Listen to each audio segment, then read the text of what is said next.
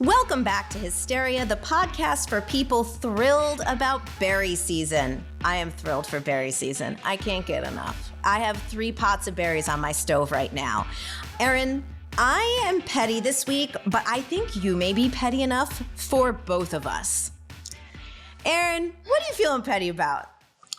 Honestly, I am feeling petty about this ongoing storyline that, Black voters, particularly Black men, are suddenly about to abandon the Democratic Party en masse because they are so enamored with former President Trump's appeal to them. He certainly is making an effort. He was in Detroit just last week. He's going to be back in Philadelphia, where I live, later this week. But the idea that we're about to see some kind of overwhelming exodus for Trump with Black voters is really I make it make sense. I don't know where this is coming from. I don't know how real that is. I mean, certainly, President Biden's got to shore up support with Black voters. P.S. Right. Candidates campaign for voters. Like, that's how elections work. Even though we talk about the overwhelming support from the Black community for the Democratic Party, like, they still have to work for those voters. And I think that is what needs to happen, certainly over the next 5 months if he, plans to be reelected. But the idea that these folks, just because those numbers may be lagging right now, that those folks are automatically, going to be voting for former President Trump. It's just not real.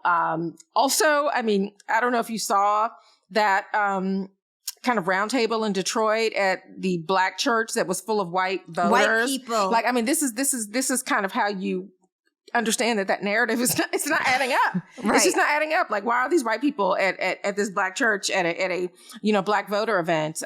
Or the story that was just in Semaphore earlier this week with 80s era kind of Black sports icons, Darryl Strawberry, Don King, Lawrence Taylor, making the case for Trump. Like, these people are not a proxy for, Black people in America. Absolutely. No, that's not real. So yeah, I don't know why this narrative is, it's persisting because it's interesting. And if it were actually true, it would be fascinating. Well, also in one of the polls, I looked at a little crosstabby, and which I only do on occasion because I'm not a poll. I don't really believe in polls or focus groups, whatever. It's like, it's always a cherry pick group of people. But one of the things that I was like, wait a minute, I'm not the smartest person in America, but I got a problem with this one. So one of the questions was, they asked Black men if they were more likely or less likely to vote for Donald Trump as president now that he was convicted. And not a lot of people said less likely. Well, but they didn't ask them if they were planning on voting for him in the first place. So if you were voting for Biden and Trump got convicted, you wouldn't be less likely because you were never voting for him in the first place. Yeah. And so I was like, this is sus. I don't like this. Like, why? See, and that's when I'm like, and it's like, from 6 to 8 p.m., it's all that was on the news. Like, this is why I wanted you to talk about this, because it's like, no. Like, see, this is why nobody calls me to ask me poll questions for elections, because I would have very much, I reject the premise of the question.